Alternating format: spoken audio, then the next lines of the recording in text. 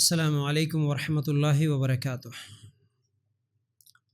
ان الحمد للہ نحمده ونستعینه ونستغفره ونؤمن به ونتوکل علیہ ونعوذ باللہ من شرور انفسنا ومن سیئات اعمالنا من يهده الله فلا مضل له ومن يضلل فلا هادي له واشهد ان لا اله الا الله وحده لا شريك له واشهد ان محمدا عبده ورسوله اما بعد فإن خير الحديث كتاب الله وخير الهدي هدي محمد صلى الله عليه وسلم وشر الأمور محدثاتها وكل محدثة بدعة وكل بدعة ضلالة وكل ضلالة في النار۔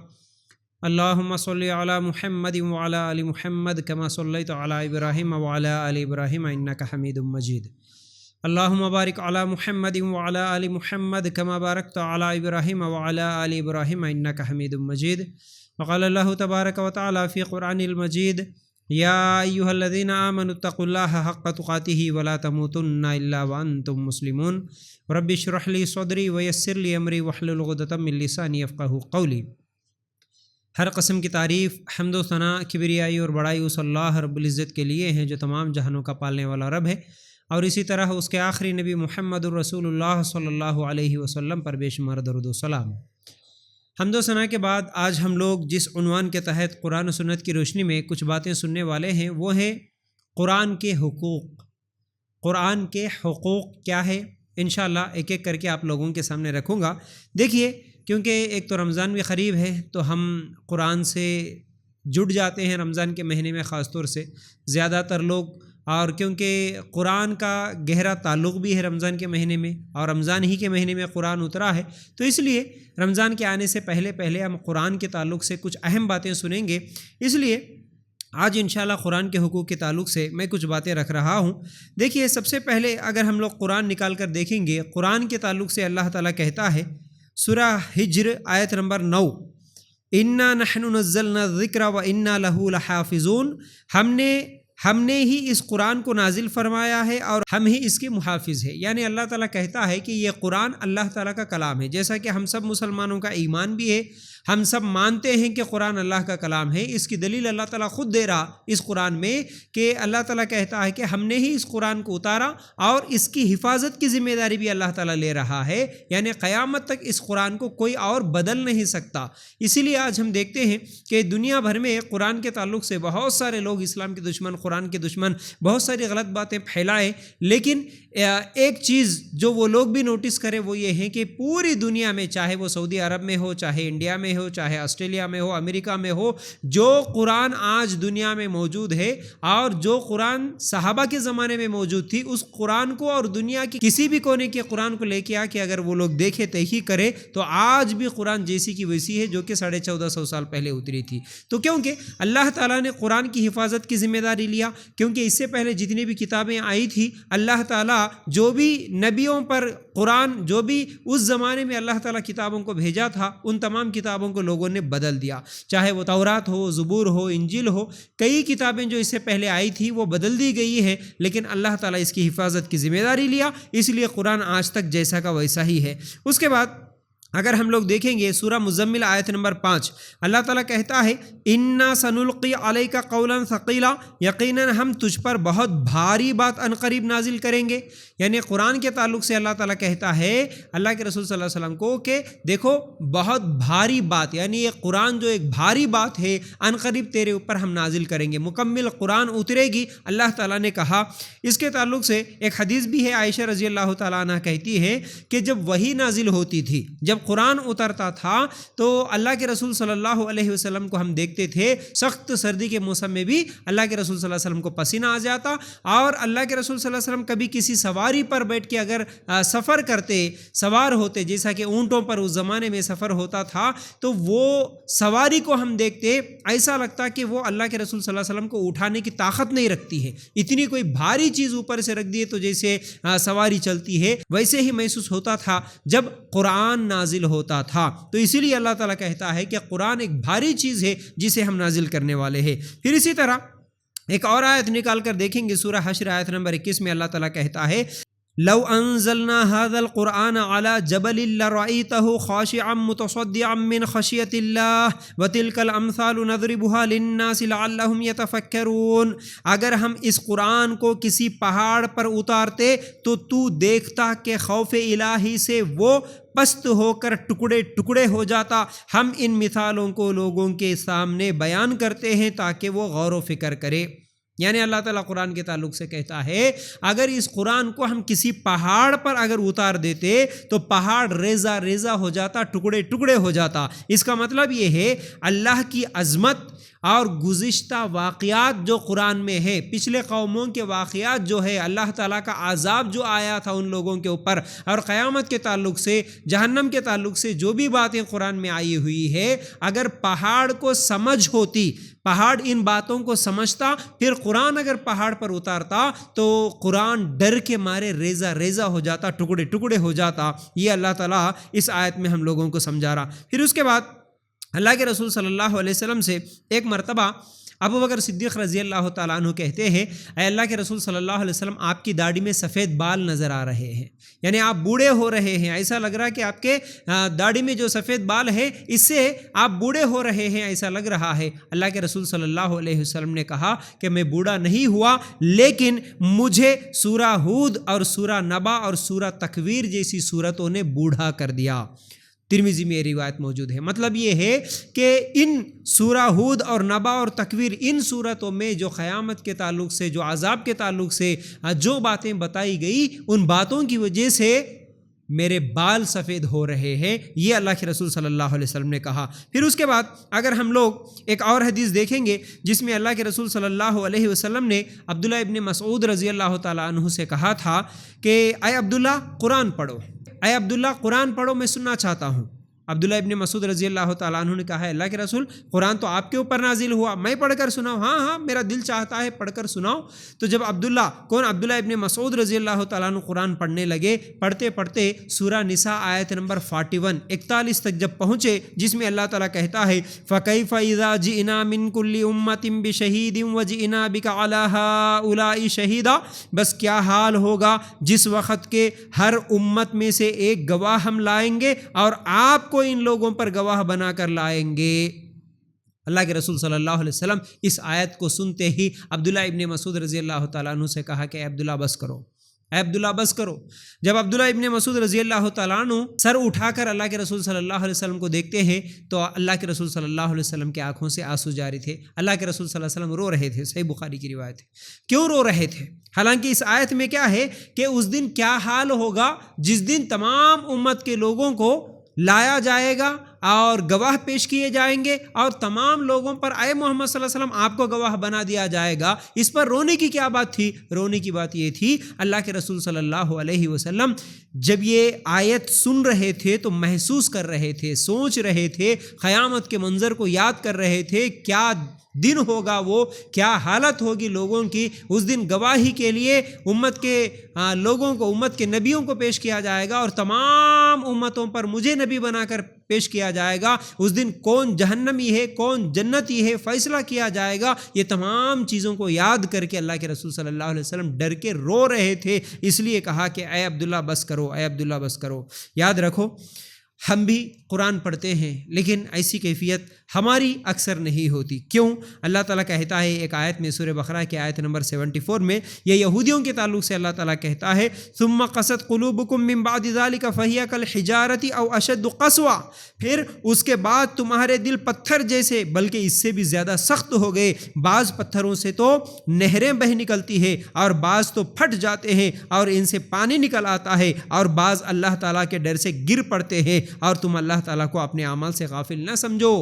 یعنی تمہارے دل تو ایسے پتھر ہو گئے، پتھروں سے بھی زیادہ سخت ہو گئے۔ ورنہ پتھروں کو بھی دیکھتے ہیں تو کچھ پتھروں سے پانی نکلتا ہے، کچھ پتھر اللہ کی ڈر کی وجہ سے گر پڑتے ہیں، لیکن تمہارے دل ہے کہ پتھروں کی جیسے ہو گئے، اس سے بھی زیادہ سخت ہو گئے۔ تم لوگوں کو اللہ تعالیٰ کے ان آیتوں کو سننے کے بعد تم لوگوں کو ڈر نہیں لگتا؟ تو یہ اصل میں ان آیتوں میں ہمیں غور کرنے کی ضرورت ہے، فکر کرنے کی ضرورت ہے۔ اللہ تعالیٰ اس آیت میں ہم لوگوں کو جھنجھوڑ رہا ہے، یہ آیت ہمیں جھنجھوڑ رہی ہے۔ آپ اپنے آپ سے سوال کرو، جب اللہ کے رسول ہو کر جن کے اگلے پچھلے تمام گناہ معاف بھی ہے اور جنت میں سب سے پہلے جانے والے ہیں، اس کے باوجود قیامت کے منظر کو یاد کر کے روتے ہیں، قرآن کی آیتیں سن کے روتے ہیں، اور تم ہے کہ بس قرآن پڑھتے جاتے لیکن کبھی ڈر ہی نہیں لگا، کبھی رونا بھی نہیں آیا، کبھی فکر ہی نہیں ہوئی، کیونکہ تم قرآن سمجھے نہیں، بس طوطا مینے کی طرح رٹتے چلے گئے تو پھر اس کا کیا فائدہ ہوگا۔ تو بہرحال یہ چند باتیں سننے کے بعد ہم ایک ایک کر کے قرآن کے حقوق کیا ہے انشاءاللہ سمجھنے کی کوشش کریں گے۔ سب سے پہلا حق قرآن کا یہ ہے، کیونکہ ہم قرآن کو مانتے ہیں تو سب سے پہلے قرآن کا حق یہ ہے کہ قرآن پر ہمارا ایمان ہونا، قرآن کو ہم ماننا، قرآن پر ایمان لانے والے بننا۔ جیسا کہ اللہ تعالیٰ کہتا ہے سورہ بقرہ، پہلی قرآن کھولتے ہی سورہ فاتحہ کے بعد سورہ بقرہ ہم پڑھتے ہیں، پہلی آیتوں سے اگر ہم پڑھیں گے الف لام میم ذالک الکتاب لا ریب فیہ ھدی للمتقین الذین یؤمنون بالغیب ویقیمون الصلاۃ ومما رزقناہم ینفقون والذین یؤمنون بما انزل الیک وما انزل من قبلک وبالآخرۃ ھم یوقنون اولئک علی ھدی من ربہم واولئک ھم المفلحون۔ اللہ تعالیٰ کہتا ہے اس کتاب کے، اللہ کے کتاب ہونے میں کوئی شک نہیں ہے، پرہیزگاروں کو راہ دکھانے والی ہے۔ الف لام میم ذالک الکتاب لا ریب فیہ، یہ کتاب کے اللہ کی کتاب ہونے میں کوئی شک نہیں ہے، اور متقیوں کے لیے، پرہیزگاروں کے لیے یہ سیدھا راستہ دکھانے والی ہے۔ پھر اس کے بعد اللہ تعالیٰ کہتا ہے جو لوگ غیب پر ایمان لاتے ہیں اور نماز قائم رکھتے ہیں اور ہماری دیے ہوئے مال میں سے خرچ کرتے ہیں، اور جو لوگ ایمان لاتے ہیں اس پر یعنی قرآن پر، اور جو آپ کی طرف اتارا گیا ہے یعنی اس پر جو آپ کی طرف اتارا گیا ہے اور جو آپ سے پہلے اتارا گیا، اور وہ آخرت پر بھی یقین رکھتے ہیں، یہی لوگ اپنے رب کی طرف سے ہدایت پر، اور یہی لوگ فلاح اور نجات پانے والے ہیں۔ جنت میں جانے والے کون، فلاح پانے والے، نجات پانے والے کون؟ اللہ تعالیٰ فرماتا ہے جو لوگ ایمان لاتے ہیں اس پر یعنی قرآن پر ایمان لاتے ہیں، اور آپ سے پہلے جو کتابیں اتری ان پر بھی ایمان لاتے ہیں، یہی لوگ جنت میں جانے والے ہیں۔ تو اس قرآن پر ایمان لانا یہ سب سے پہلا حق ہے قرآن کا۔ کیسے ایمان لانا؟ یہی سورہ بقرہ کی آیت نمبر 2 میں ابھی ہم نے کیا پڑھا کہ یہ کتاب اللہ کی کتاب ہے، اس کے اللہ کی کتاب ہونے میں ذرہ برابر شک نہیں ہونا۔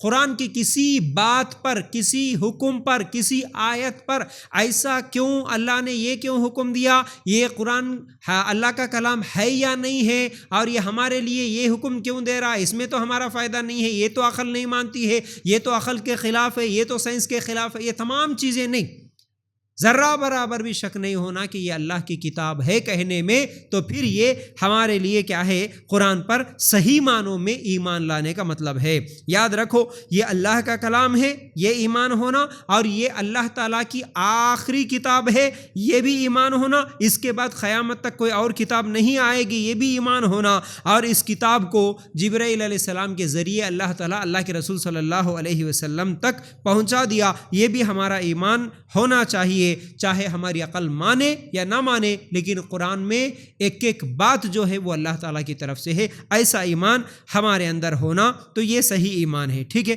تو بہرحال ایسا ایمان ہمارے صحابہ کا تھا، صحابہ کا ایمان تھا، یہ قرآن اللہ کی کتاب ہے، یہ صحابہ مانے، اسی لیے قرآن جہاں کہا وہاں اٹھو تو اٹھے، جہاں کہا بیٹھو تو بیٹھے، جو کرنے کو کہا وہ کرے، جس کام سے رکنے کو کہا اسے رک گئے، اسی لیے پوری دنیا میں صحابہ حکومت کرے۔ لیکن آج ہماری حالت ایسی نہیں ہے، ہمارا ایمان کمزور ہے قرآن کو لے کر، اس لیے ہماری حالت آج برے سے بری، بد سے بدتر ہوتے چلی جا رہی ہے۔ تو بہرحال یہ پہلی چیز تھی کہ قرآن کا پہلا حق یہ ہے کہ ہم قرآن پر ایمان لانے والے بنیں۔ پھر اس کے بعد قرآن کا دوسرا حق یہ ہے کہ قرآن کی ہم تلاوت کرنے والے بنیں، قرآن کو پڑھیں۔ جیسا کہ اگر ہم لوگ قرآن نکال کر دیکھتے ہیں تو سورہ مزمل ہے، سورہ عنکبوت آیت نمبر 45، سورہ عنکبوت آیت نمبر 45 اگر نکال کر دیکھیں گے، اللہ تعالیٰ کہتا ہے اتل ما اوحی الیک من الکتاب واقیم الصلاۃ ان الصلاۃ تنہی عن الفحشاء والمنکر۔ اللہ تعالیٰ کہتا ہے جو کتاب آپ کی طرف وحی کی گئی ہے اسے پڑھیے اور نماز قائم کریں، اللہ تعالیٰ کہتا ہے اس آیت میں اس کتاب کی تلاوت کرو، اس کتاب کو پڑھو، اس کتاب کو پڑھنے کا حکم اللہ تعالیٰ خود دے رہا ہے۔ اور حدیث میں بھی اگر ہم غور کریں گے، اللہ کے رسول صلی اللہ علیہ وسلم نے فرمایا کہ اللہ کی کتاب سے کسی نے ایک حرف پڑھا اس کے لیے 10 نیکیاں ہیں۔ ایک حرف، اللہ کے رسول صلی اللہ علیہ وسلم کہتے ہیں کہ اب وہ ایک حرف، میں یہ نہیں کہتا کہ الف لام میم ایک حرف ہے، بلکہ الف ایک حرف ہے، لام ایک حرف ہے اور میم ایک۔ اگر کسی نے الف لام میم کہا اس کے لیے 30 نیکیاں ہیں۔ تو قرآن ہمارے لیے پڑھنا کتنا آسان ہے اور پڑھنے سے کتنا زیادہ ثواب ہے، کتنی نیکیاں ہم کما سکتے ہیں۔ صرف الف لام میم بولنے سے جب 30 نیکیاں مل سکتی ہے، روزانہ 1 صفحہ پڑھیں گے، 2 صفحہ پڑھیں گے، 10 منٹ 15 منٹ اگر تلاوت کر لیں گے، 1 پارہ اگر پڑھیں گے، اس طرح جتنا پڑھیں گے ہمارے لیے کتنے حروف ہم اس میں پڑھتے ہیں، ایک ایک حروف کے بدلے 10 نیکیاں جب ملتی ہیں تو پھر ہمارے لیے کتنا فائدہ ہوگا، کتنی نیکیاں ہم جمع کر سکتے ہیں۔ اس لیے ہم لوگ ہر دن قرآن کی تلاوت کرنے کی عادت ڈال لینا چاہیے۔ لیکن اکثر لوگ صرف رمضان کے مہینے میں قرآن کی تلاوت کر لیتے ہیں، صرف رمضان کا مہینہ آیا تو قرآن نکالتے ہیں، پھر رمضان کے مہینے میں جلدی 4 مرتبہ 3 مرتبہ 2 مرتبہ اس طرح ختم کر دیتے ہیں، پھر اگلے سال تک پھر قرآن نکال کے دیکھتے ہی نہیں۔ یہ بہت بڑی غلطی ہے، یاد رکھو ایسا نہیں ہونا چاہیے۔ قرآن کی تلاوت ہر دن ہونی چاہیے، اس کے ذریعے سے ہم لوگوں کو بہت ساری نیکیاں اور بہت سارا ثواب حاصل ہوتا ہے، یاد رکھو۔ اور ایمان کو تازہ رکھنے کے لیے بہترین ذریعہ اور روح کی غذا قرآن کی تلاوت ہے۔ قرآن کی تلاوت کریں گے، ہمارے روح کو، ہمارے دل کو ایک سکون ملتا ہے، روح کی غذا۔ قرآن سننے سے بھی، قرآن پڑھنے سے بھی ایک سکون ملتا ہے۔ تو یاد رکھو ایمان بھی تازہ رہتا ہے، اس لیے قرآن کی تلاوت ہر دن کرنے والے ہم لوگ بنیں، ٹھیک ہے۔ اس کے بعد تیسرا حق قرآن کا، تیسرا حق یہ ہے کہ قرآن کو سمجھ کر پڑھنے والے بنے ہم۔ قرآن کی تلاوت کرنا اس کا الگ ثواب ہے، قرآن کو سمجھ کر پڑھنا یہ الگ ثواب ہے۔ بہت سارے لوگ اس میں کنفیوز ہوتے، کچھ لوگ بولتے کہ نہیں بھائی صرف تلاوت ہی کرنا، کچھ لوگ بولتے کہ نہیں تلاوت کرنے سے کیا فائدہ ہوتا، صرف سمجھ کے پڑھنا ہے تو ترجمہ پڑھنا، نہیں تو نہیں پڑھنا۔ یہ دونوں بھی باتیں غلط ہیں۔ صرف قرآن کی تلاوت ہی کرنا، ترجمہ نہیں پڑھنا، یہ بھی غلط ہے۔ یاد رکھو قرآن کی تلاوت بھی کریں گے تو تلاوت کرنے کا ثواب الگ سے ہوگا، اور قرآن سمجھ کے پڑھیں گے، ترجمے کے ساتھ پڑھیں گے تو اس سے ہمیں ہدایت ملتی ہے، اس سے ہمیں صحیح اور غلط میں پہچان ہوتی ہے، اس سے ہمارے لیے جنت میں جانے کا راستہ آسان ہوتا ہے، جہنم سے بچنا ہمارے لیے آسان ہوتا ہے، حق اور باطل میں فیصلہ ہمیں معلوم ہوتا ہے، صحیح کیا ہے، غلط کیا ہے، شرک کیا ہے، توحید کیا ہے، سنت کیا ہے، بدعت کیا ہے، اور یہ تمام چیزیں، حرام کیا ہے، حلال کیا ہے، یہ تمام چیزوں کی تمیز ہم لوگوں کو قرآن سمجھ کے پڑھنے، ترجمے کے ساتھ پڑھنے میں سمجھ میں آتی ہے۔ ورنہ لوگوں کو آج ہم دیکھتے ہیں کہ بھائی نہیں آپ قرآن سمجھ کے نہیں پڑھ سکتے، قرآن ترجمے کے ساتھ پڑھے تو نعوذ باللہ گمراہ ہو جاتے، اس کے لیے 18 علوم کی ضرورت ہے، ایسا ہے ویسا ہے، بلکہ قرآن کے تعلق سے ڈرا کے رکھ دیتے، جس کی وجہ سے لوگ قرآن ترجمے کے ساتھ کبھی زندگی میں نہیں پڑھتے۔ اب جو بھی مسئلہ ہوتا وہ اپنے عالم صاحب کو، امام صاحب کو، مولانا صاحب کو پوچھ لیتے ہوئے رہتے۔ اب وہ مولانا اپنی مرضی سے جو چاہے وہ فتویٰ دے دے، جو چاہے وہ جواب دے دے، اس کے اوپر عمل کرتے ہیں۔ تو بہرحال ایسا نہیں ہونا چاہیے۔ قرآن کی تلاوت بھی کرنا اور قرآن کو سمجھ کر بھی پڑھنا چاہیے، ترجمے کے ساتھ بھی ہم لوگوں کو پڑھنا چاہیے۔ اور کہ دنیا میں سب سے زیادہ پڑھی جانے والی کتاب قرآن ہی ہے۔ افسوس یہ ہے کہ سب سے زیادہ کم سمجھ کر پڑھی جانے والی کتاب بھی قرآن ہی ہے۔ یعنی سب سے زیادہ پڑھی جانے والی کتاب تو قرآن ہے، پڑھتے ہیں لیکن سمجھتے نہیں، بغیر سمجھے پڑھے جانے والی کتابیں قرآن ہی ہیں۔ اور لوگوں کو بس یہی پہلے سے سکھا دیا گیا کہ نہیں آپ قرآن کو نہیں سمجھ سکتے، ڈرا کے رکھ دیا گیا۔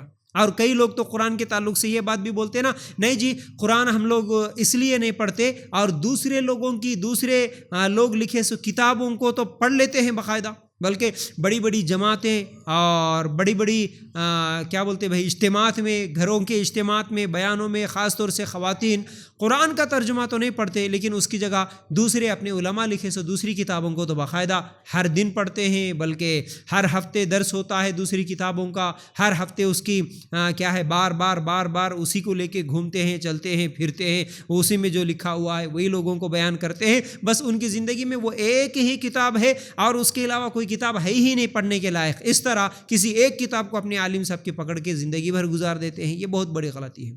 قرآن کا جو مقام دینا تھا وہ قرآن کے مقام کو وہ لوگ اپنے علماء کی لکھی ہوئی دوسری کتابوں کو دیتے ہیں، یہ بہت بڑی غلطی ہے۔ حالانکہ ہمیں سب سے بڑا مقام قرآن کو دینا چاہیے۔ قرآن کا درس، قرآن کا ترجمہ، قرآن کی تعلیم، قرآن کی تلاوت، یہ تمام چیزیں اپنے گھروں میں، اپنے اجتماعات میں، اپنے بیانات میں، اپنے مساجد میں، تمام چیزوں میں سب سے پہلے قرآن کی تعلیمات کو عام کرنے کی ضرورت ہے ہمیں، کیونکہ لوگ ڈرا کے رکھ دیے، اس لیے لوگ بھی ڈرے ہوئے ہیں۔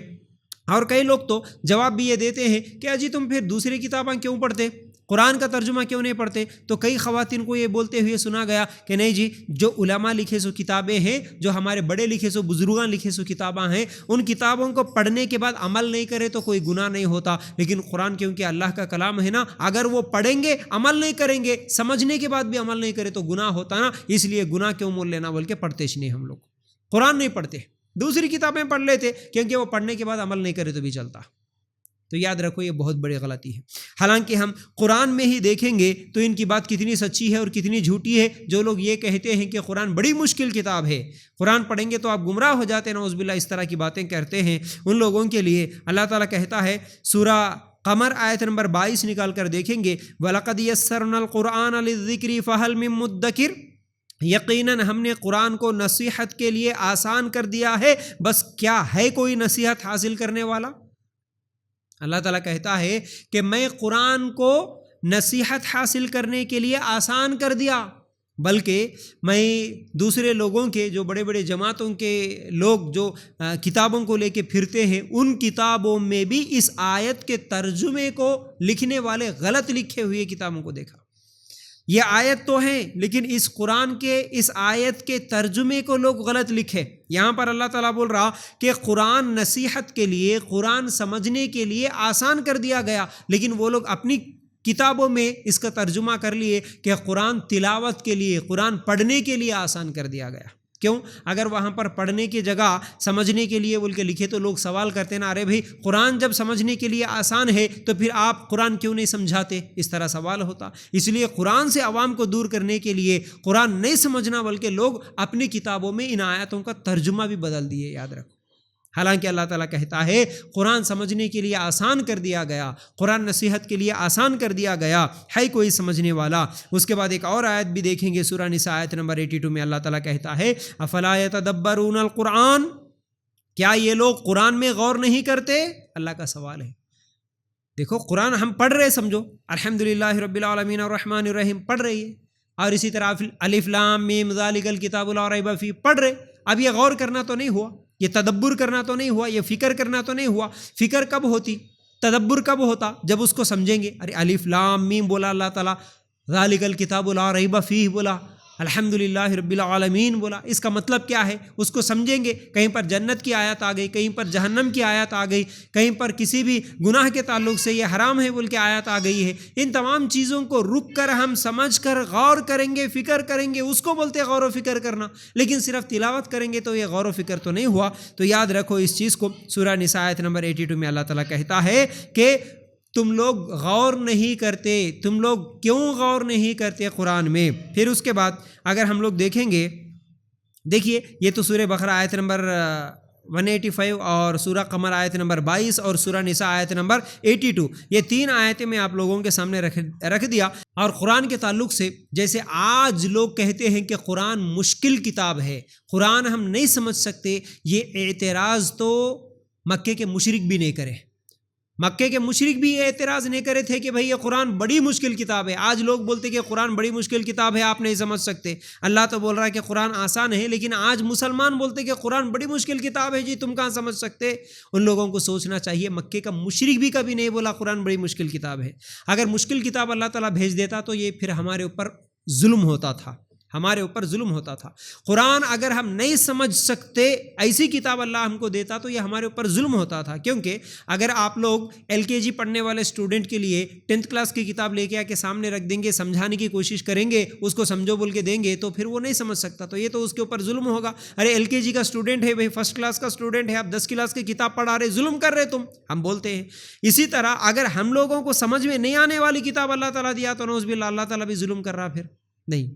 اللہ تعالیٰ اسی لیے بولا کہ اللہ ظلم نہیں کرتا، اللہ آسان کتاب بنا کر بھیج دیا، قرآن سمجھو، قرآن ترجمے کے ساتھ پڑھو۔ آج آسان ترجمے ہیں، ہر زبان میں ترجمے ہیں، اور سب سے بہترین تفسیر ابن کثیر ہے، اور اس کے علاوہ تفسیر احسن البیان ہے، آسان ترجمے ہیں، ان ترجمے کے ساتھ پڑھو۔ الحمدللہ ہمارے لیے بہت ساری نصیحتیں قرآن سمجھنے سے حاصل ہوتی ہے، یاد رکھو۔ پھر اس کے ساتھ ساتھ کئی غیر مسلم آج بھی کئی غیر مسلم لوگ ایسے ہیں جو قرآن میں غلطیاں ڈھونڈنے کی نیت سے قرآن پڑھتے ہیں، پڑھتے اللہ تعالیٰ ان کو ہدایت دے دیتا ہے، قرآن اللہ کی کتاب ہے، ان کو بھی سمجھ میں آ جاتا تو وہ اسلام قبول کر لیتے ہیں۔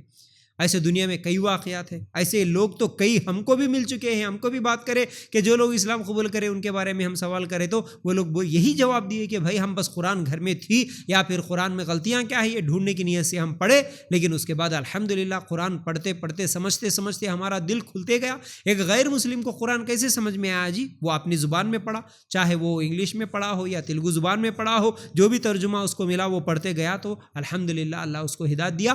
اور قرآن آج غیر مسلم کو سمجھ میں آ سکتی ہے لیکن مسلمان کو سمجھ میں نہیں آتی، یہ کتنی افسوس کی بات ہے۔ تو یہ غلط بات ہے، قرآن نہیں سمجھتے بولنا بھی غلط بات ہے، ٹھیک ہے۔ تو یہ تین چیزیں ہو گئی۔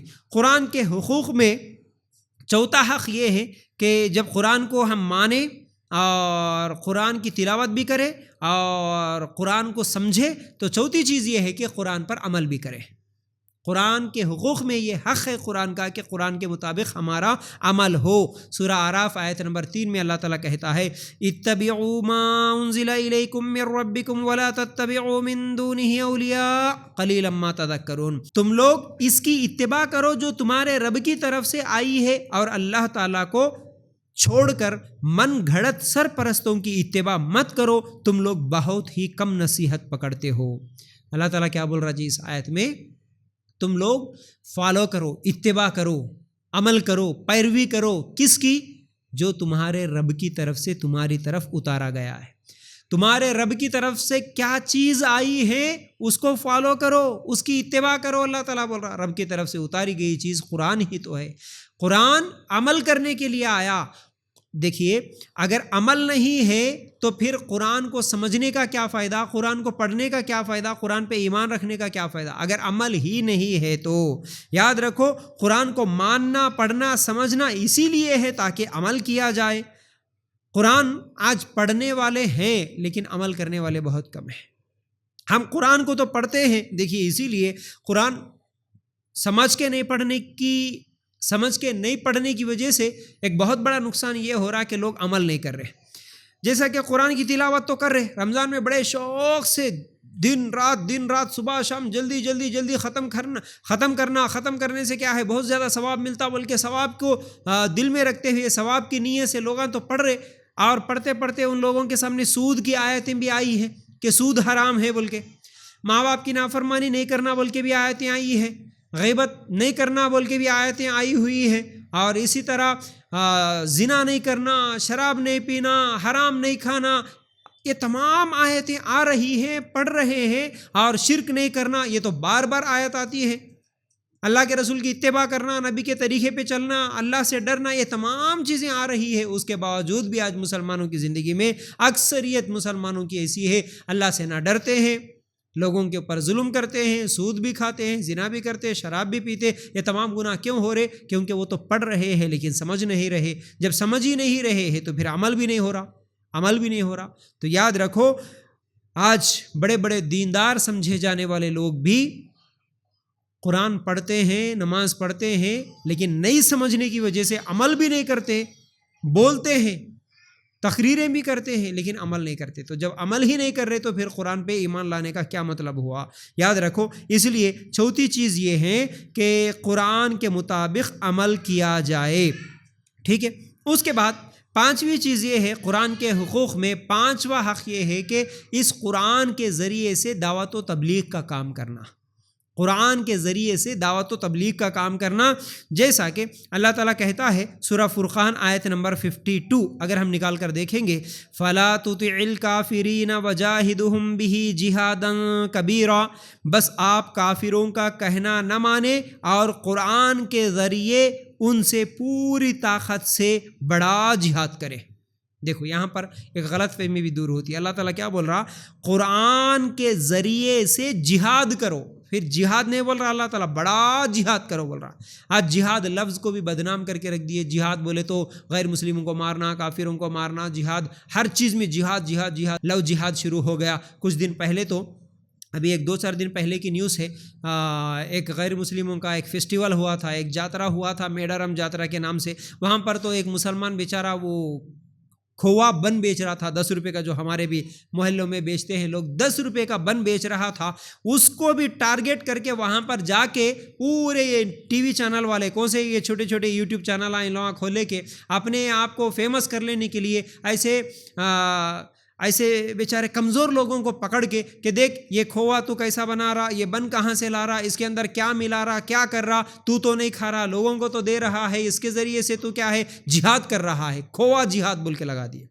پورے یوٹیوب میں تھمبنیلز دکھتے ہیں، کھووا بن جہاد، کھووا جہاد بن جہاد بول کے. بہرحال ارے ہر چیز کو جہاد کا نام دے دیے. لو جہاد کہتے، یہ جہاد وہ جہاد بولتے ہوئے جہاد کا مطلب بس لوگوں کو ختم کرو، یہ پھیلا کے رکھ دیے. بیچارہ کمزور پورے کے پورے لوگ اس کو گھیر لیے اور ڈرتے ہوئے وہ جواباں دے رہا، نہیں بھائی ہم لوگ کیا بھی نہیں ملاتے تھے، یہ کرتے وہ کرتے. آخر میں کوئی کوشچن کرنے والی وہ رپورٹر ہے، وہ پکڑ لے کے کوشچن یہ بھی کر رہی، تو نہیں کھا رہا، پھر لوگوں کو کھلا رہا، یہ کھلا کے سب کو مار دینا چاہ رہا. کیا وہ سب کے سامنے لے کے وہ خود بھی کھایا. تو بہرحال آج جہاد لفظ کو بڑا ہی بدنام کر دیا گیا. حالانکہ جہاد کا مطلب ہوتا ہے جد و جہد کرنا، کوشش کرنا، برائیوں کو ختم کرنا، اپنے آپ کو بدلنا. اپنے اندر کی برائیوں کو ختم کرنے کے لیے جو کوشش کی جاتی ہے اس کو جہاد کہتے ہیں. کون سی بھی برائی ہے اس برائی کو ختم کرنے کے لیے جو بھی اچھا کام کیا جاتا اسی کو جہاد کہتے ہیں. اب اس جہاد کے لفظ کو نکال کے صرف کافروں کو قتل کرنے کے لیے یہ جہاد کرتے ہیں، اس طرح بول رہے ہیں. اگر اس کی سب سے بڑی دلیل دیکھنا ہے تو یہی ہے. اللہ تعالیٰ کیا بول رہا؟ اس قرآن کے ذریعے سے جہاد کرو. مطلب کیا ہے؟ قرآن کوئی بم ہے جس کو لے کے مارنے سے لوگ مر جاتے ہیں؟ ایسا تو نہیں ہے. قرآن لے کے اگر ماریں گے بھی تو کوئی نہیں مرتا نا. تو قرآن سے اللہ تعالیٰ جہاد کرو بولا. اس کا مطلب یہ ہے کہ تم قرآن کے تعلیمات کو عام کرو. ان غیر مسلموں کے پاس یہ قرآن کی تعلیمات کیا ہے سمجھاؤ، ان کو بتاؤ قرآن کی باتیں. یہ قرآن کے ذریعے سے جہاد ہے. تو جب قرآن سمجھ میں آ جائے گا تو برائی کرنے والے برائیوں کو چھوڑ دیں گے، سیدھے راستے پہ آ جائیں گے، سدھر جائیں گے. تو قرآن کے ذریعے سے جہاد کا مطلب قرآن کے ذریعے سے دعوت و تبلیغ کا کام کرنا. بہت سارے لوگ آج قرآن کے ذریعے سے دعوت و تبلیغ کا بھی کام نہیں کرتے. دعوت و تبلیغ کے لیے بھی نکلتے ہیں تو اپنی علماء کی لکھی ہوئی کتابوں کو تو ساتھ میں لے جاتے ہیں لیکن قرآن ساتھ میں نہیں لے جاتے. قرآن نہیں سمجھاتے. نہ فجر میں درس ہوتا ہے قرآن کا، نہ عصر میں درس ہوتا ہے. صبح شام وہی اپنے بڑے لوگوں کی لکھی ہوئی کتابیں، جھوٹے قصے، کہانیاں، خواب، یہ تمام چیزیں بیان کرتے ہیں. لیکن اللہ تعالیٰ کہتا ہے ہم لوگوں کو اس قرآن کے ذریعے سے دعوت و تبلیغ کا کام بھی کرنا ہے. یہ 5واں حق ہے قرآن کا. ٹھیک ہے. 6واں حق قرآن کا کیا ہے؟ اگر ہم لوگ 6واں حق دیکھیں گے سورہ حامیم سجدہ آیت نمبر 44 میں اللہ تعالیٰ کہتا ہے قُلْ هُوَ لِلَّذِينَ آمَنُوا هُدًى وَشِفَاءً. اللہ تعالیٰ کہتا ہے آپ کہہ دیجئے کہ یہ تو ایمان والوں کے لیے ہدایت اور شفا ہے. اللہ تعالیٰ کہتا ہے کہ یہ قرآن ایمان والوں کے لیے ہدایت بھی ہے اور شفا بھی ہے. مطلب قرآن کا ایک حق یہ ہے کہ اس قرآن کے ذریعے سے ہم شفا حاصل کریں. قرآن شفا ہے. مطلب یہ کئی جسمانی بیماریوں اور کئی روحانی بیماریوں کے لیے علاج ہے. صحابہ سے بھی کئی واقعات ہم کو ملتے، بلکہ خود اللہ کے رسول صلی اللہ علیہ وسلم نے کئی بیماریوں کے تعلق سے، خاص طور سے جادو کے تعلق سے قرآن کو شفا کہا. خود اللہ کے رسول صلی اللہ علیہ وسلم کے اوپر جادو ہوا تو اللہ کے رسول صلی اللہ علیہ وسلم نے کہا کہ اللہ کے رسول صلی اللہ علیہ وسلم کو اللہ تعالیٰ نے قل کے سورے بھیج کر، قل اعوذ برب الفلق، قل اعوذ برب الناس بھیج کر اس جادو کو ختم کروایا. تو اب میں بھی ہمیشہ لوگوں سے بات کرتے ہوئے یہی بات کہتا ہوں کہ بھائی آج ہر ایک آدمی ہر چھوٹی چیز کو لے کر جادو جادو جادو جادو بول کے ڈر رہا ہے. اور کئی لوگ تو کئی خواتین تو اجتماعات میں نہیں جاتی، مسجدوں میں بھی نہیں جاتی، جمعہ کے خطبے بھی نہیں سنتی، عیدگاہ میں بھی نہیں جاتی، اس لیے کہ ان کو جادو کا ڈر ہے کہ باہر نکلے تو جادو ہو جاتا ہے، یہاں پر جادوگر آ جاتا ہے، انہوں جادوگر لوگ ہیں، یہ خاندان والے جادوگر لوگ ہیں، یہ خاندان والوں سے نہیں بات کرنا، ان کو دکھے تو جادو کر دیتے، بچوں پہ جادو، عورتوں پہ جادو، ہر چیز کے لیے جادو، پیٹ میں درد کے لیے جادو، کمر میں درد کے لیے جادو، کچھ بھی ہوا تو جادو، بچہ ستایا تو جادو، بچہ بگڑ گیا تو جادو، کچھ بھی ہوا تو جادو بول کے جو ڈر ہے نا، یاد رکھو میں ہمیشہ لوگوں سے یہی بات کہتا ہوں کہ بھائی اگر آپ کو ہوا سو جادو ہے، اگر یہ آپ کی بات سچی ہے تو پھر آپ کا جادو اللہ کے رسول صلی اللہ علیہ وسلم کے جادو کو کیسا، اللہ کے رسول صلی اللہ علیہ وسلم کا جادو کیسا ختم ہوا ویسے ہی ختم ہونا تھا۔ اگر آپ کے اوپر جادو ہوا یہ سچی بات ہے تو پھر آپ کے پاس تو علاج ہے نا، اللہ کا قرآن ہے نا، اللہ کا قرآن آپ کے پاس ہے، اللہ کے قرآن پڑھنے سے، قل کے سورے پڑھنے سے جب اللہ کے رسول کا جادو ختم ہو گیا تو آپ کا جادو کیوں ختم نہیں ہو سکتا؟ اگر قل کے سورے بھی پڑھ لیے، پورا قرآن بھی پڑھ لیے، سورہ بقرہ بھی ہر دن پڑھ رہے، صبح شام کے اذکار بھی پڑھ رہے، اللہ کے رسول کے بتائے ہوئے تمام حدیثوں کو پڑھتے ہوئے، اذکار پڑھتے ہوئے بھی پھر صبح شام آپ کی عورت اگر پکار رہی ہے، چلا رہی ہے، تو سمجھو کہ یہ جادو نہیں ہے، یہ دماغی بیماری ہے، یا تو یہ آپ کا ڈر ہے۔ جو ڈر بچپن سے سن کے، دیکھ کے، ماحول، محلے، سوسائٹی، یوٹیوب کے ویڈیوز جادو کے تعلق سے سن کے جو دماغ میں بٹھا لیے، اس کا اثر اب باہر نکل رہا ہے، اس لیے یہ دماغی بیماری ہے جو چلا رہے، پکار رہے ہیں، تمہاری بیماری شفا نہیں ہو رہی ہے۔ کیونکہ اگر جادو سچا ہوتا، جادو کے علاج کے لیے اللہ تعالیٰ نے قرآن میں سورت نازل کر دیا، ان سورتوں کو پڑھنے سے جادو ختم ہونا تھا، نہیں ہو رہا بولے تو یہ دماغی بیماری ہے، بس ختم، یاد رکھو اس چیز کو۔ تو بہرحال قرآن شفا ہے، دل کی بیماریوں کے لیے بھی شفا ہے، دل میں بہت ساری بیماریاں ہیں، کفر ہے، شرک ہے، ریاکاری ہے، حسد ہے، یہ تمام بیماریوں کے لیے بھی اللہ تعالیٰ اس قرآن کو شفا بولا۔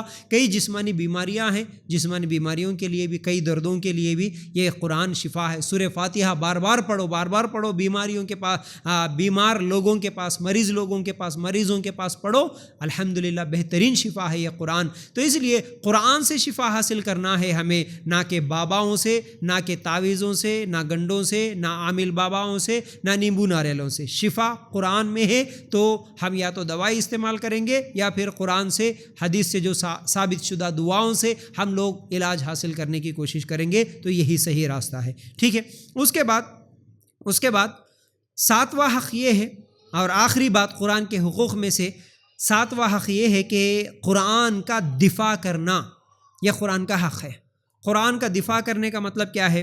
دیکھیے، قرآن کو آج لوگ بدنام کرنے کی کوشش کر رہے ہیں، تو ہم ان لوگوں کا دفاع کرنا کہ بھائی تم جو قرآن کو غلط ثابت کر رہے، قرآن ایسا نہیں ہے، قرآن میں غلط تعلیمات ہے بول کر آپ بیان کر رہے، ہم لوگ اس کی دفاع میں بولنا کہ نہیں، آپ جو بولتے ہیں وہ جھوٹ ہے، قرآن کا اصل پیغام یہ ہے، اس طرح ہم قرآن کا دفاع کرنے والے بنے۔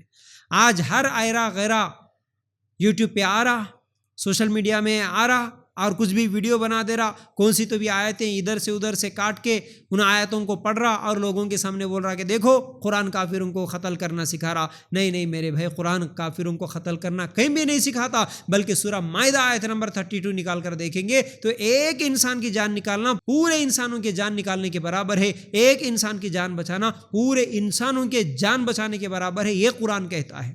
اور تم لوگ بغیر سوچے سمجھے یہ بتا رہے ہو کہ قرآن لوگوں کو قتل کرنا سکھاتا، بلکہ قرآن تو ایک جان کی بات کر رہا، وہ ایک جان مسلمان کی نہیں بول رہا، کسی بھی انسان کی ایک جان کو بچانا پورے انسانیت کو بچانے کے برابر یہ قرآن بول رہا۔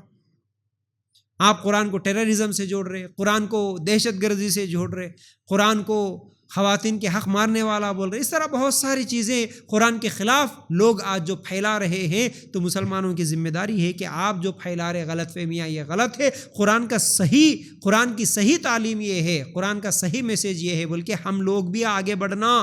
آج سوشل میڈیا کا دور ہے، میں ہمیشہ کہتا ہوں نوجوانوں، آپ لوگ ہمیشہ وہ منڈی کے بریانیوں کے ہوٹلاں اور کیا ہے بھئی اچھے کپڑے ملتے سو دکاناں، شو روماں، پھر یہی چیزاں بتاتے ہوئے، عورتیں ہیں تو وہ مہندی کے ڈیزائناں اور ہمیشہ کوکنگ کے چینلاں بنا لیتے ہوئے یہی چیزوں میں فیمس ہوتے ہوئے لوگوں کو یہی چیزیں بتا رہے۔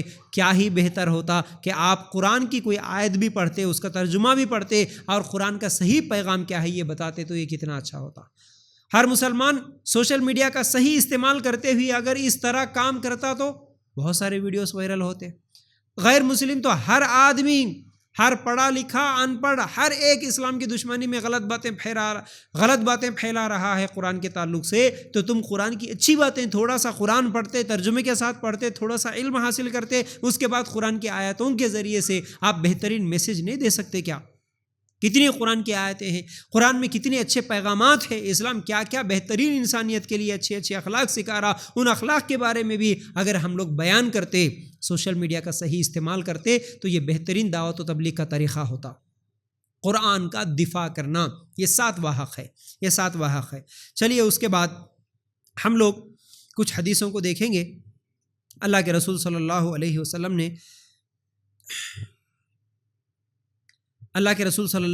وسلم نے ایک مرتبہ ابو مالک اشعری رضی اللہ تعالیٰ عنہ سے کہا، اے ابو مالک، دیکھ یہ قرآن یا تو تیرے حق میں کل قیامت کے دن گواہی دے گا یا نہیں تو تیرے خلاف گواہی دے گا۔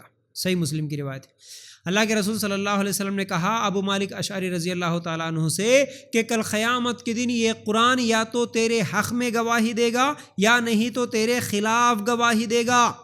اب ہم لوگوں کو سوچنا چاہیے کہ قرآن کس کے حق میں گواہی دے گا، کس کے خلاف؟ میں ہوں، میرے حق میں بھی کل قیامت کے دن یہ قرآن گواہی دے سکتا ہے یا میرے خلاف بھی گواہی دے سکتا ہے۔ جیسا کہ ہم کئی حدیثوں میں بھی سنتے ہیں، کل قیامت کے دن قرآن سفارش کرے گا۔ کس کے لیے سفارش کرے گا؟ ہمارے حق میں سفارش کرے گا۔ کس کے؟ جو قرآن کو پڑھتے ہیں۔ جیسا کہ ابھی میں 7 حق بتایا قرآن کے حقوق میں سے، یہ 7 حقوق جو لوگ ادا کرتے ہیں ان کے حق میں گواہی دے گا۔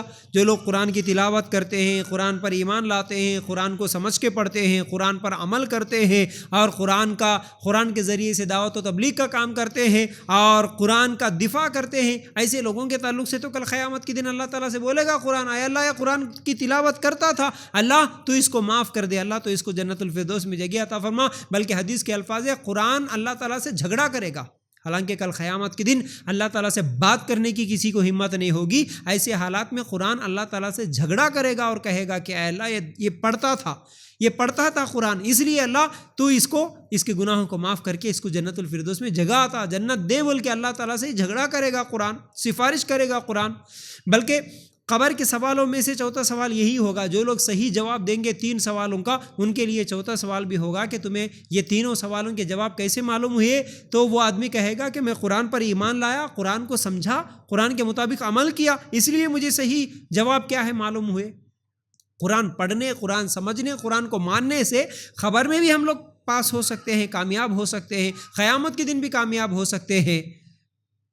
قرآن ہمارے حق میں گواہی دے سکتا ہے اگر یہ 7 حقوق ادا کریں گے تو۔ لیکن اللہ کے رسول صلی اللہ علیہ وسلم نے کیا فرمایا؟ کسی کے خلاف بھی یہ قرآن گواہی دے سکتا ہے۔ وہ لوگ کون ہیں؟ ہم سوچ سکتے ہیں، جو یہ 7 حقوق تو ادا نہیں کرتے لیکن قرآن کو یہ لوگ صرف تعویذ لٹکانے کے لیے اگر استعمال کرتے ہیں۔ کئی لوگ ہیں جو آج ہم دیکھتے ہیں قرآن کو یا تو تعویذ لٹکانے کے لیے استعمال کیا جاتا یا کپڑوں میں اس کو لپیٹ کر سجا کر اوپر الماریوں کے اوپر، شیلفوں کے اوپر رکھ دیا جاتا۔ کئی لوگوں کے گھروں میں تو قرآن ایسا رکھا ہوا ہوتا کہ وہ اگلے سال جب نکال کے دیکھتے ہیں تو قرآن پورا دماغ کھا گیا ہوا ہوتا ہے۔ تو جو لوگ کپڑوں میں سجا کے رکھ دیے، الماریوں کے اوپر رکھ دیے، جو لوگ قرآن کو تعویذ بنا کر لٹکا لیے، جو لوگ قرآن کو صرف مرتے وقت یا کسی کے گھر میں میت ہے، مر گیا کوئی آدمی تو مرنے کے بعد پڑھنے کی کتاب ہے سمجھ کے ثواب کے لیے میت کے گھر میں میت کو لے جانے کے بعد پڑھنا شروع کر دیے، یا قرآن کو خبر کے اوپر جا کے پڑھنا شروع کر دیے، یا قرآن کو شادی میں جہیز کے ساتھ دینا شروع کر دیے، یا قرآن کو گھر میں کوئی چوری ہو گئی تو اس وقت قسم کھلانے کے لیے قرآن کا استعمال کیا گیا۔ اور جو لوگ یہ کہتے ہیں کہ قرآن تم نہیں سمجھ سکتے، ترجمے کے ساتھ پڑھے تو گمراہ ہو جاتے، سمجھ کے پڑھے تو گمراہ ہو جاتے، قرآن پڑھنے کے لیے 18 کتابیں، 18 علوم حاصل کرنا، آپ قرآن سمجھ کے نہیں پڑھنا، اس طرح جو لوگ بولتے ہیں، ان تمام لوگوں کے خلاف یہ کتاب، یہ قرآن گواہی دے سکتی ہے۔ جو لوگ قرآن کو چھوڑ کر دوسرے لوگوں کے قصے، کہانیاں، جھوٹے واقعات، خواب بیان کرتے ہوئے لوگوں کو دعوت و تبلیغ کا کام تو کرتے ہیں، لیکن قرآن کے ذریعے سے دعوت و تبلیغ کا کام نہیں کرتے، اور قرآن سے شفا تو حاصل نہیں کرتے، لیکن تعویذ گنڈے نیمبو ناریلوں سے شفا حاصل کرتے۔ ایسے تمام لوگوں کے خلاف کل قیامت کے دن یہ قرآن گواہی دے گی۔ قرآن کس کے حق میں گواہی دے گی اور کس کے خلاف گواہی دے گی، ہم لوگ سمجھ سکتے ہیں ان باتوں سے میرے ماں بہنوں، یاد رکھنا۔ اس کے بعد سورہ جمعہ آیت نمبر 5 اگر ہم نکال کر دیکھیں گے، اللہ تعالیٰ کہتا ہے مثل الذین حملوا التوراۃ ثم لم يحملوها كمثل الحمار يحمل اسفارا۔ اللہ تعالیٰ کہتا ہے جن لوگوں کو تورات پر عمل کرنے کا حکم دیا گیا پھر انہوں نے اس پر عمل نہیں کیا، ان کی مثال اس گدھے کی سی ہے جو بہت سی کتابیں لادے ہوں اور اللہ کی باتوں کو جھٹلانے والوں کی بڑی بری مثال ہے، اور اللہ ایسے ظالم قوم کو ہدایت نہیں دیتا۔ اللہ تعالیٰ یہاں پر کیا بول رہا؟ جن لوگوں کو تورات پر عمل کرنے کا حکم دیا گیا اس پر وہ لوگ عمل نہیں کیے، ہم سے پہلے تورات آئی تھی، اللہ تعالیٰ ان کو تورات بھی دیا تو عمل کرنے کے لیے دیا تھا، لیکن وہ لوگ عمل نہیں کرے، ان کی مثال اللہ گدھوں کے جیسا دے رہا، گدھوں سے دے رہا۔ کیوں؟ گدھے کے پیٹھ کے اوپر بھی اگر کتابیں رکھ دو گدھے کو کوئی فائدہ نہیں ہوتا، کیونکہ گدھا نہ اس کتاب کو پڑھ سکتا ہے، نہ اس کتاب کو سمجھ سکتا ہے، نہ اس کتاب کے مطابق عمل کر سکتا ہے۔ اسی طرح جن کو تورات دی گئی ہے وہ بھی نہ تورات پڑھے، نہ سمجھے، نہ تورات پر عمل کرے، تو پھر اس گدھے میں اور ان لوگوں میں کیا فرق ہے؟ اللہ تعالیٰ بول رہا ہے اس مثال کے ذریعے سے۔ اگر ہم لوگوں کو بھی، کیونکہ ان لوگوں کو تورات دی گئی، اب ہم لوگوں کو بھی قرآن دی گئی ہے، تو ہم نہ قرآن کو پڑھے، نہ سمجھے، نہ قرآن کے مطابق عمل کرے، تو پھر گدھے کی مثال اللہ تعالیٰ جو دے رہا ہے وہ ہمارے لیے بھی ہو سکتی ہے۔ جیسے گدھے کو سمجھ میں نہیں آتی کوئی کتاب، ویسے تم کو بھی سمجھ میں نہیں آئی ایک کتاب، تمہارے پاس بھی قرآن موجود ہے، تم بھی نہیں سمجھے، تو پھر اس گدھے میں اور تم میں کیا فرق ہے؟ اللہ تعالیٰ یہ سمجھا رہا۔ تو یاد رکھو ان چیزوں سے، ان آیتوں سے ہم لوگوں کو سمجھنا ہے۔ اللہ تعالیٰ جب گدھے کی مثال دے رہا تو اس سے تو بھی کم از کم سمجھنا کہ نہیں قرآن مجھے سمجھنا ہے، قرآن سمجھ کے پڑھنا ہے، قرآن کے مطابق عمل کرنا ہے، ورنہ پھر اس گدھے میں اور مجھ میں کیا فرق ہو سکتا ہے؟ یاد رکھو۔ پھر اس کے بعد اللہ تعالیٰ سورہ محمد آیت نمبر 24 میں کہتا ہے افلا یتدبرون القرآن ام علی قلوب اقفالها۔ اللہ تعالیٰ کہتا ہے کیا یہ لوگ قرآن میں غور و فکر نہیں کرتے، یا ان کے دلوں میں تالے لگ گئے ہیں؟ کیا ان کے دلوں پر تالے لگ گئے ہیں؟ اللہ تعالیٰ یہاں پر بھی قرآن میں غور و فکر نہیں کرنے والے، قرآن نہیں سمجھنے والوں کے تعلق سے یہ سوال کر رہا، کیا ہوا تم لوگوں کو؟ تم قرآن کیوں نہیں پڑھتے، کیوں نہیں سمجھتے، کیوں غور و فکر نہیں کرتے؟ دنیا کی تمام کتابیں تو پڑھ لیے آپ، ایک ڈگری حاصل کرنے کے لیے بچپن سے لے کر 24-25 سال کی عمر تک کتنی کتابیں پڑھ لیے ہوں گے، دنیا کی کتنی کتابوں کو سمجھے ہوں گے، ایک کتاب ہی ایسی رہ گئی ہے جو قرآن اللہ کا میسیج ہے، اللہ کی کتاب ہے، اسی کو سمجھنے کے لیے تمہارے پاس ٹائم نہیں تھا، اسی کے اوپر غور کرنے کے لیے تمہارے پاس ٹائم نہیں تھا۔ افلا یتدبرون القرآن، کیوں نہیں سمجھے یہ قرآن؟ اللہ تعالیٰ ابھی سے ہم لوگوں کو یہ سوال کر رہا، کل قیامت کے دن بھی اگر ہم سے یہ سوال کرا تو ہم کیا جواب دے سکتے؟ اگر اللہ تعالیٰ ہم کو بلا کے یہ سوال کرا کہ اے لوگو، وہ میرے سے بھی ہو سکتا، آپ سے بھی ہو سکتا، کیا ہوا؟ تیرے پاس میرا میسیج آیا تھا، تیرے پاس ایک کتاب آئی تھی، تو اس کتاب کو کیوں نہیں سمجھا، کیوں غور و فکر نہیں کرا؟ اگر اللہ تعالیٰ یہ ہم سے سوال کر لیتا تو ہمارے پاس کیا جواب ہے؟ اللہ تعالیٰ کہتا ہے تم غور و فکر کیوں نہیں کرتے؟ کیا تمہارے دلوں پر تالے لگ گئے؟ تالے لگ گئے، دل پر تالے لگنا کیسی مثال دے رہا اللہ تعالیٰ؟ کس کو بولتے؟ جس کے دل پہ تالا لگ گیا، اسی لیے تم لوگ قرآن کو نہیں سمجھے۔ اللہ کے لیے غور کرنا، یہ سوال اگر اللہ تعالیٰ قیامت کے دن کر لیا ہم سے تو ہم کیا جواب دے سکتے؟ اب اس کے بعد ایک آخری آیت بول کے اپنی بات کو ختم کروں گا، وہ ہے سورہ فرقان آیت نمبر 30۔ اللہ تعالیٰ کہتا ہے وقال الرسول یا رب ان قوم اتخذوا هذا القرآن مہجورا، اور رسول کہے گا کہ اے میرے پروردگار، بے شک میری امت نے اس قرآن کو چھوڑ رکھا تھا۔ کون بول رہے؟ کل قیامت کے دن رسول کہیں گے، کون؟ ہمارے نبی محمد رسول اللہ صلی اللہ علیہ وسلم یہ بات کہیں گے۔ اللہ تعالیٰ بھی سے بول رہا کیا؟ قیامت کے دن رسول کہے گا کہ اے اللہ، میری امت نے اس قرآن کو چھوڑ دیا، چھوڑ دیا، حالانکہ کئی مسلمانوں کی امیدیں ہیں، حالانکہ ہمارا ایمان بھی ہے، ہمارا عقیدہ بھی ہے، ہم ہمیشہ بار بار سنتے بھی ہیں یہ حدیث، کل قیامت کے دن اللہ کے رسول صلی اللہ علیہ وسلم ہماری سفارش کریں گے، بالکل کریں گے، لیکن کئی لوگوں کی سفارش نہیں کریں گے، کئی لوگوں کے تعلق سے تو اللہ کے رسول صلی اللہ علیہ وسلم شکایت بھی کریں گے۔ سفارش کچھ لوگوں کی تو کریں گے، کچھ لوگوں کے تعلق سے اللہ کے رسول صلی اللہ علیہ وسلم شکایت بھی کریں گے، حالانکہ اللہ کے رسول صلی اللہ علیہ وسلم تو اپنی امت کے تعلق سے ایسا درد رکھتے تھے، زندگی بھر جتنے دن اللہ کے رسول صلی اللہ علیہ وسلم زندہ تھے ہماری ہی فکر کرے۔ جب سے نبوت ملی تب سے لے کر انتقال کے آخری وقت تک اللہ کے رسول صلی اللہ علیہ وسلم اے اللہ میری امت، اے اللہ میری امت، اے اللہ میری امت بول کے دعائیں کرتے رہے۔ اللہ کے رسول صلی اللہ علیہ وسلم تو ہمیں جہنم سے بچانے کے لیے آئے، ہمیشہ فکر کرتے، ہمیشہ تڑپ اللہ کے رسول صلی اللہ علیہ وسلم کی یہی تھی، دعا بھی تھی، کوشش بھی تھی، دعوت و تبلیغ بھی کرے، اپنے لیے چین و سکون کی زندگی چھوڑ کر ہمیں جہنم سے بچانے کی کوشش کرے۔ وہ رسول پھر مرنے کے بعد، ہمارے انتقال کے بعد بھی اللہ کے رسول صلی اللہ علیہ وسلم کل قیامت کے دن جبکہ ہر انسان ڈرا ہوا ہوگا، خوف میں ہوگا، چیختے چلاتے ہوئے ہوگا، بڑے بڑے انبیاء بھی، ابراہیم علیہ السلام جیسے نبی بھی ربی سلیم بول کے دعائیں کرتے ہوئے ہوں گے، پوری امت جا کے نبیوں کے پاس ریکویسٹ بھی کرے گی، آپ جاؤ اللہ تعالیٰ سے بات کرو۔ ایسے حالات میں کوئی نبی نہیں بات کر سکتے، ایسے حالات میں بھی خود ہمارے نبی صلی اللہ علیہ وسلم آ کر رو رو کر گڑ گڑا کر سجدہ کر کے اللہ تعالیٰ سے دعا کریں گے، اے اللہ اے اللہ اے اللہ میری امت کو بخش دے۔ جب اللہ تعالیٰ آئے گا اور پھر ہمارے نبی صلی اللہ علیہ وسلم کی دعا قبول کر کے، ہمارے نبی صلی اللہ علیہ وسلم کی سفارش قبول کر کے بھی اللہ تعالیٰ کئی لوگوں کو جنت میں داخل کرے گا۔ جب اتنی فکر کرنے والے نبی ایک شکایت بھی کریں گے بولے تو وہ کیسے بد نصیب لوگ ہوں گے، وہ کیسے بد نصیب لوگ ہوں گے جن کے خلاف اللہ کے رسول صلی اللہ علیہ وسلم شکایت کریں گے۔ دیکھو، ایک تو اللہ کی قرآن، اللہ کی کتاب بھی شکایت کر رہی ہے، دوسری طرف اللہ کے رسول بھی شکایت کر رہے ہیں۔ وہ شکایت میرے خلاف بھی ہو سکتی ہے، آپ کے خلاف بھی ہو سکتی ہے، ہم سب کو غور و فکر کرنا، یہ مت سوچنا کہ بس یہ کافروں کے خلاف ہی ہے شکایت، نہیں نہیں نہیں۔